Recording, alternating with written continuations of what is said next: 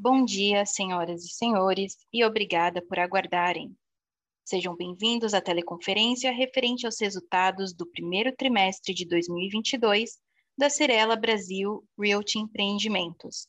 Estão presentes conosco hoje os senhores Rafael Horn, diretor-presidente, e Miguel Maia Mickelberg, CFO e diretor de Relações com Investidores. Informamos que os participantes estarão apenas ouvindo a teleconferência durante a apresentação da empresa e, em seguida, iniciaremos a sessão de perguntas e respostas quando mais instruções serão fornecidas. Informamos também que essa teleconferência será conduzida em português pelo management da companhia e a teleconferência em inglês será realizada por tradução simultânea. Esse evento também está sendo transmitido simultaneamente pela internet via webcast. Antes de prosseguir, gostaríamos de esclarecer que eventuais declarações que possam ser feitas durante essa teleconferência, relativas às perspectivas de negócios da companhia, projeções e metas operacionais e financeiras, constituem-se em crenças e premissas da diretoria da Cyrela, bem como informações atualmente disponíveis para a companhia. Considerações futuras não são garantias de desempenho e envolvem riscos, incertezas e premissas. Estas se referem a eventos futuros e, portanto, dependem de circunstâncias que podem ou não ocorrer. Investidores devem compreender que condições econômicas gerais, condições da indústria e outros fatores operacionais podem afetar os resultados futuros da empresa e podem conduzir a resultados que diferem materialmente daqueles expressos em tais considerações futuras. Gostaria agora de passar a palavra ao Sr. Rafael Horn, que iniciará a apresentação. Por favor, Sr. Rafael, pode prosseguir. Bom dia a todos. O cenário desafiador, tanto em contexto local como global, que pautou a segunda metade de 2021, continuou sendo a tendência no início desse ano. Mesmo nesse ambiente de incertezas, a Cyrela apresentou boa capacidade de execução, dados operacionais positivos e resultado financeiro sólido no primeiro trimestre de 2022. Apesar da sazonalidade do início do ano, o VGV lançado foi 146% superior se comparado ao mesmo período de 2021, ultrapassando a marca de 1 bilhão, com destaque para o lançamento do projeto Wave, no Rio de Janeiro, com 82% das unidades vendidas até o encerramento do trimestre. O volume de vendas líquidas contratadas foi de 1,3 bilhão, 27% acima do primeiro trimestre do ano anterior. Como resultado do desempenho operacional, a Cyrela apresentou receita líquida de 1,2 bilhão e margem bruta de 31,1% no trimestre, impactada em parte pelas pressões de custos enfrentadas pelo setor de construção civil, culminando em um lucro líquido de 162 milhões. A companhia segue com um balanço sólido, apresentando uma alavancagem de 4,8.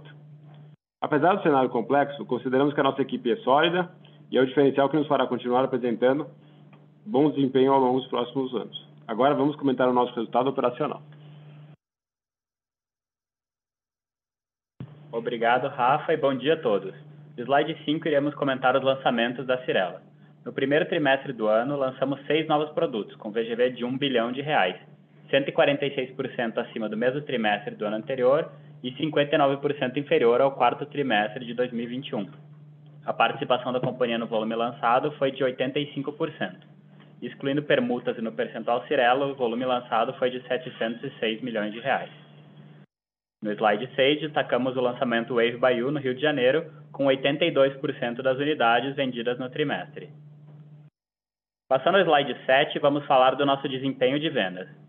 No trimestre, as vendas contratadas alcançaram R$1,3 bilhões, uma redução de 17% em relação ao quarto trimestre de 2021 e aumento de 27% contra o mesmo trimestre do ano anterior. Excluindo as permutas, as vendas atingiram R$1 bilhão no percentual Cyrela. O estado de São Paulo respondeu por 59% de nossas vendas. No slide 9, vamos falar do estoque total da Cyrela. Ao final do trimestre, o estoque a valor de mercado totalizou R$7,2 bilhões, uma redução de 3% em relação ao trimestre anterior, puxado pelas vendas do período. A movimentação do nosso estoque pode ser vista no gráfico à esquerda. No slide 13, falaremos sobre os resultados financeiros. A receita líquida da companhia atingiu R$1,2 bilhões no trimestre, 7% menor do que no quarto trimestre de 2021 e 23% superior ao mesmo trimestre do ano anterior. A margem bruta do primeiro trimestre foi de 31,1%, comparada a 33,4 no período anterior e 34,5 no mesmo trimestre de 2021. Apresentamos no trimestre lucro líquido de 162 milhões de reais, comparado ao lucro de 192 milhões de reais no primeiro trimestre de 2021 e lucro de 218 milhões de reais no quarto trimestre de 2021. Vamos ao slide 14, que fala sobre a nossa rentabilidade. No trimestre, o nosso Return on Average Equity, medido como lucro líquido dos últimos 12 meses sobre o PL médio, foi de 14,7%. No slide 15, falaremos sobre endividamento. A dívida bruta ao final do trimestre somava 3,6 bilhões de reais. Com a posição de caixa de 3,2 bilhões de reais, nosso endividamento líquido foi de 334 milhões de reais. Do total da dívida bruta, 81% é de longo prazo. Nosso endividamento líquido em relação ao patrimônio líquido alcançou 4,8%, 0,7 pontos percentuais acima do trimestre passado. No slide 16, falaremos sobre a geração de caixa. No primeiro trimestre de 2022, obtivemos um consumo de caixa de 53 milhões de reais, comparado à geração de caixa de 100 milhões de reais no quarto trimestre do ano passado e geração de 70 milhões de reais no primeiro trimestre de 2021. Agora, o Rafa e eu passaremos à sessão de perguntas e respostas. Obrigado. Obrigada. Iniciaremos agora a sessão de perguntas e respostas. Para fazer sua pergunta, basta digitar *9. Se sua pergunta for aceita, após ser anunciado, você ouvirá um comando para digitar *6 para abrir seu microfone. Esse comando deverá ser feito apenas uma vez. As perguntas em inglês serão recebidas exclusivamente via texto. A nossa primeira pergunta vem do Sr. Elvis Credentio, do BTG Pactual. Por favor, Sr. Elvis, o senhor pode prosseguir.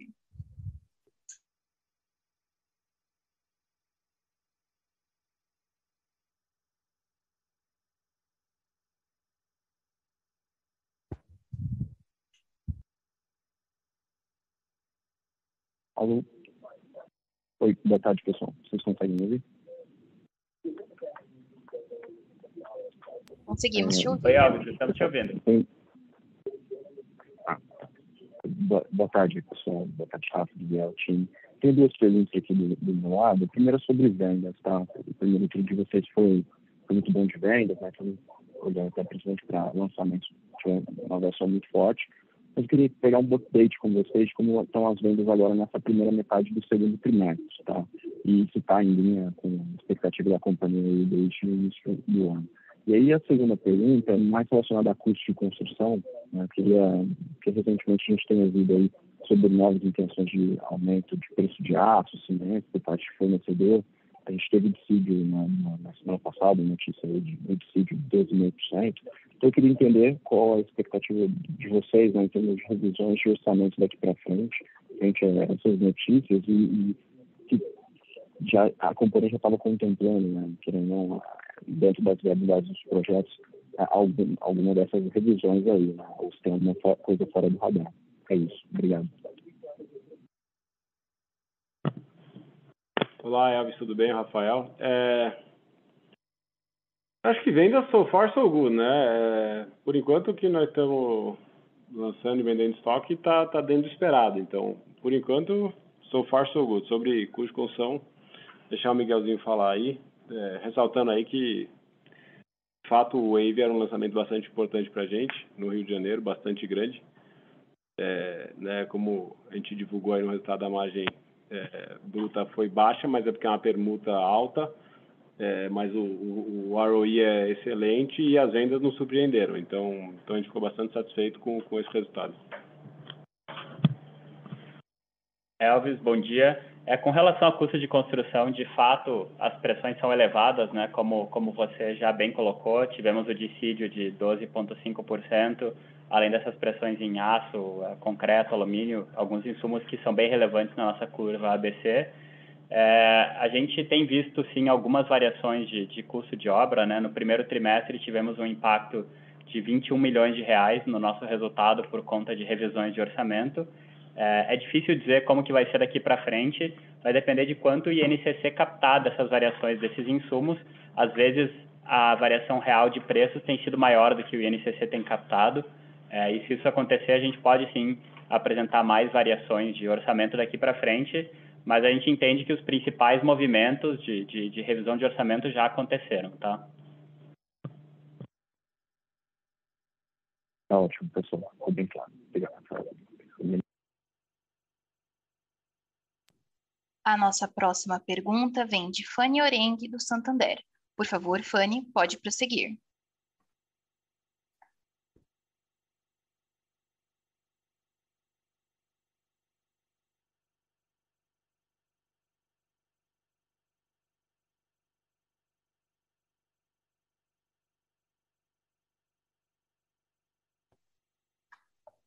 Alô?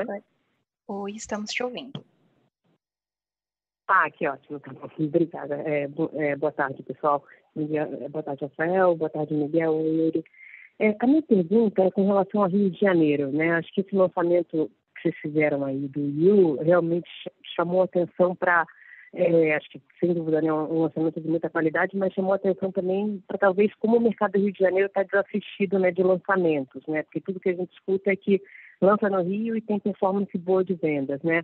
Queria entender como vocês estão vendo o pipeline de lançamentos aí para o Rio de Janeiro e, eventualmente, se faz sentido de aumentar a exposição no Rio, até mesmo em função de óleo, né? Tudo que a gente está vendo aí de preço de óleo, a quantidade de empresas aí que agora está começando a maturar todos os investimentos que elas fizeram lá atrás, né? Então, queria entender como está a cabeça de vocês para Rio, no geral. É isso, obrigada. Fanny, bom dia, Miguel aqui. De fato, o Wave teve um sucesso muito grande, mas é importante destacar que é um projeto, né, na beira da praia, não é replicável, é zero oferta, basicamente, zero concorrência. É um projeto único e a gente não tem tantos assim.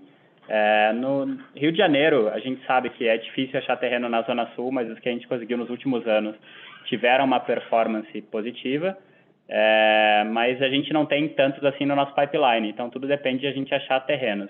De fato, na Barra, nos últimos anos, a gente tinha lançado muito pouco. A partir de 2020, lançamos e vimos que, como tinha pouca oferta, os projetos foram relativamente bem, mas com um tamanho bastante limitado de mercado. Então, certamente é um mercado difícil, mas a gente tem conseguido ter, de fato, alguns sucessos lá. Para frente, vamos continuar tentando replicar essa estratégia dentro do possível. Tá ótimo. Maravilha, Miguel. Obrigada, viu? A nossa próxima pergunta vem da senhora Aline Caldeira, do Bank of America. Por favor, senhora Aline, pode prosseguir.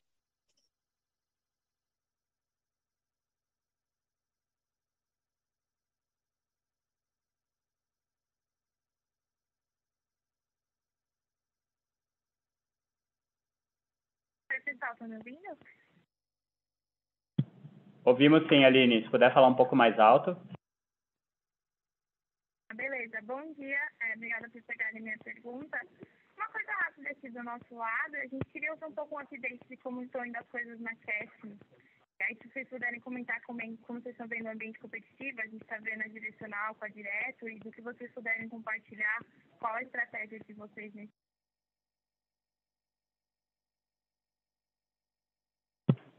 Olá, Aline, tudo bem? Na Cash está de acordo com o cronograma, ainda é uma empresa pequena, e aí é dia a dia, né? Mas tá interessante e dinâmica competitiva é o que sempre foi, ainda, né? Qualquer mercado tem concorrência e cabe a nós aí fazer diferente, fazer algo novo, mas é isso, é dia a dia.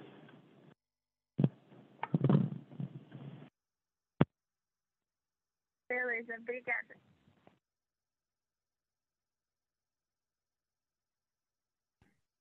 A nossa próxima pergunta vem do senhor Pedro Rajnal, do Credit Suisse. Por favor, senhor Pedro, pode prosseguir.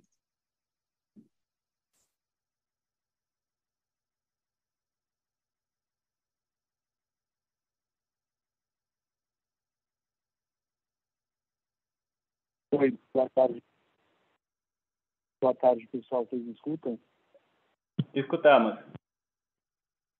Oi, obrigado, pessoal, pela pergunta e pela apresentação. Do meu lado, são duas.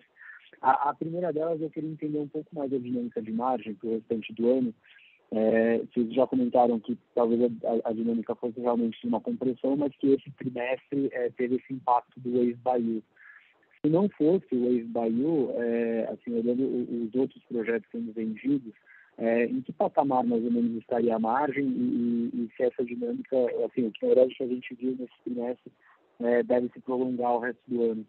E a segunda também era entender um pouco melhor em relação a essa queima de caixa. Então, se vocês poderiam dar um pouco mais de cor de quais foram os principais motivos por trás dela e o que a gente deve ver ao longo do ano também. Pedro, obrigado pelas perguntas. Primeiro, com relação ao Wave Bayou, a margem do trimestre ex-Wave Bayou teria sido 1,2 pontos percentuais superior à margem bruta reportada, não ajustada. Então, seria ali 32,3, se eu não estou enganado. O impacto dele foi de 1,2 pontos percentuais na margem. Acho que vale destacar, até para que o entendimento fique claro para todos, o efeito que a permuta causa, né? Esse projeto, por ter uma permuta elevada, ele tem essa margem bruta mais baixa, que foi de 24,9 no trimestre, e ele aponta para uma margem bruta, ao final das vendas, caso a gente mantenha os preços atuais, de 29%, mas ele tem um resultado gerencial para nós espetacular. A gente mede a margem olhando o fluxo de caixa, então a gente não contabiliza as receitas da permuta como sendo nossas receitas, e esse projeto tem uma margem a NPV de 24%, que é muito superior ao nosso mínimo exigido de 16,5%. Ele tem uma TIR desalavancada real de 48%, que é bastante elevada, e ele já ficou caixa positivo no mês do lançamento com os recebimentos que a gente teve. Então, a gente teve muito pouca exposição de capital, vai ter um retorno bem elevado. Então, é um projeto que a gente considera um grande sucesso, ficamos muito satisfeitos, mas contabilmente ele tem uma margem bruta um pouco mais baixa. A margem bruta do trimestre ela foi impactada um pouco pelos estouros de obra, que eu já mencionei, impactaram também um pouco mais de 1 ponto percentual, e pelo Wave. Eu acho que, comparando com o ano passado, no ano passado a gente teve um efeito bem positivo de NCC, que puxou a margem para cima. Esse ano é possível que a gente tenha alguma coisa nessa linha. E, por outro lado, os lançamentos do ano tiveram uma margem bruta de 34%. Se nos próximos trimestres a margem bruta subir, a margem desse trimestre de lançamentos, claro, ficou mais baixa por causa do Wave, aí eu acho que a nossa margem bruta ela vai ser superior à reportada no primeiro TRI, olhando o ano cheio. Vai depender muito da dinâmica de preço, a nossa capacidade de ter boas margens nos próximos lançamentos, mas a gente continua imaginando que a margem bruta do ano vai ser um pouco superior a essa do primeiro trimestre, embora provavelmente inferior à margem de 2021.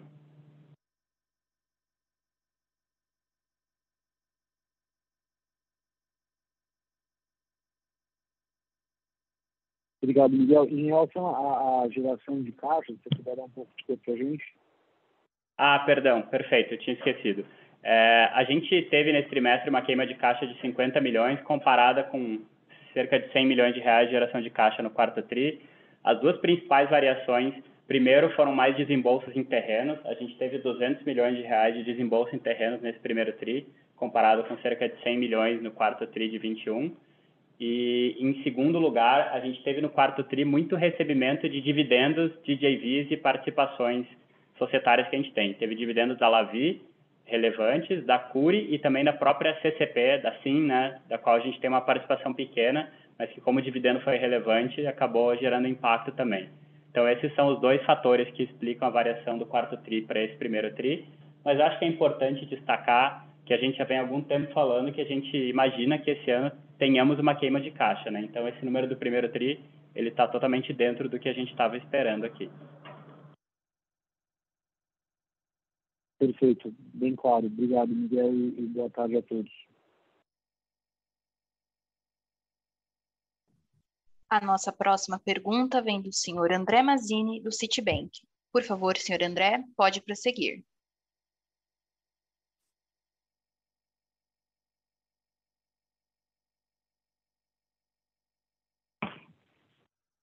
Oi, pessoal, podem me ouvir? Sim. Perfeito.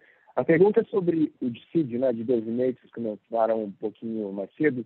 A gente pode esperar um impacto full disso, realmente 2,5 daqui para frente, já atuando em junho, ou tem algum amortecimento, como, por exemplo, funcionário recebendo acima do piso, ou remuneração variável, algum outro tipo de remuneração do pessoal que estaria passível ao dissídio? Obrigado. André, bom dia. Tem um amortecimento de prazo, né? 60% em maio, depois 20% em junho e 20% em julho, se eu não estou enganado, e também tem um teto de salário, que, se eu não estou enganado, é de R$6.000, a partir disso é um valor fixo. Isso dá um amortecimento, mas no canteiro de obra o impacto é pequeno, que é a maior parte da composição do nosso custo, né? Então, tem sim uma pequena suavização, mas o impacto continua sendo bem relevante no orçamento de obra. Perfeito, obrigado.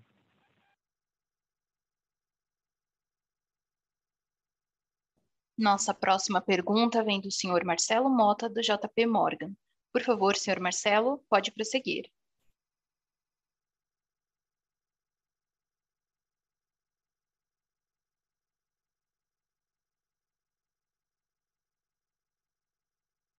Oi, boa tarde, pessoal. Boa tarde, Mota.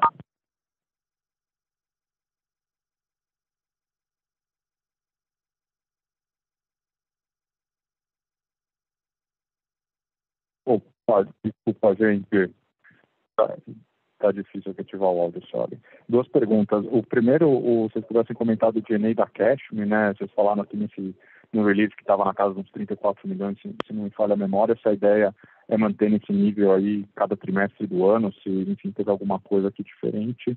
E também quando a gente pensa aumento de preço das unidades, assim, enfim, olhando aqui, quando vocês dão o bridge aí da variação de estoque, seja o estoque pronto, seja o estoque total, o ajuste, aumento de preço ali, ele parece bastante marginal vis-à-vis da inflação que a gente está vendo. Então, só entender se, enfim, aqui está uma coisa diferente, ou está difícil passar preço, ou se esse TRI foi um pouco mais fraco do que o esperado. Obrigado.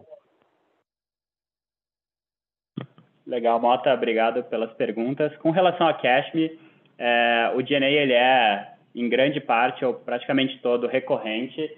A gente, de fato, robusteceu bastante a operação. Hoje a Cashme está com 340 colaboradores e a gente precisou ter uma estrutura bem mais robusta para fazer frente ao crescimento que a gente está imaginando para a empresa. Então, é por isso que o SG&A está dentro da nossa expectativa, dado que a gente tem conseguido também crescer bastante a carteira.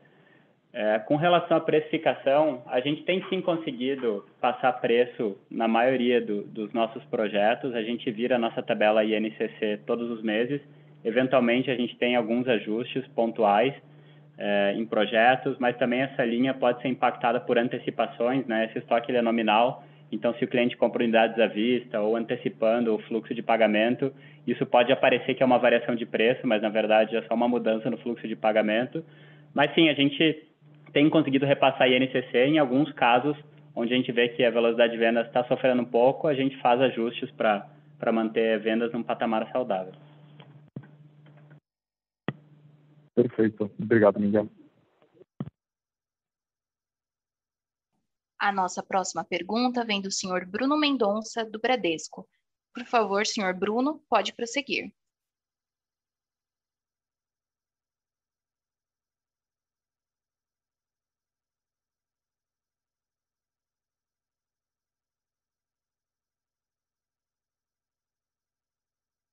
O pessoal me ouve? Sim. Alô? Opa. Bem, obrigado pela pergunta. Pode follow-up aqui na margem REF? Poder dar um pouco mais de detalhamento para a gente aqui, né? A gente viu a margem está indo no TRI, teve impacto de um projeto, mas de onde que vieram as compensações entre a margem do TRI, a margem REF do TRI ficar tão estável, né? Como é que vocês imaginam isso daqui para frente, olhando os orçamentos aqui? É isso, obrigado. Legal, Bruno, obrigado pela pergunta. A margem REF nesse TRI caiu um pouquinho em relação ao quarto TRI, e o principal motivo foi o Wave. o Wave reduziu essa margem em 30 bases, então, se não fosse o Wave, tirando o Wave, a margem REF seria 36,8%. Lembrando que a margem REF, ela é beneficiada por inflação, de um lado, né? Pelo outro lado, porque a inflação, normalmente, a gente tem mais recebíveis do que custo de obra a incorrer.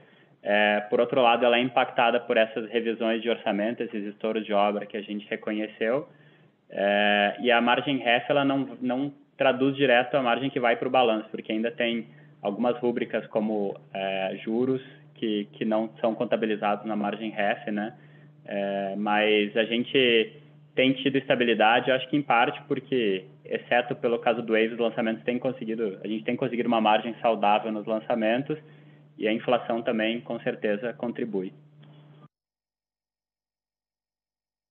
Top. Maravilha, obrigado.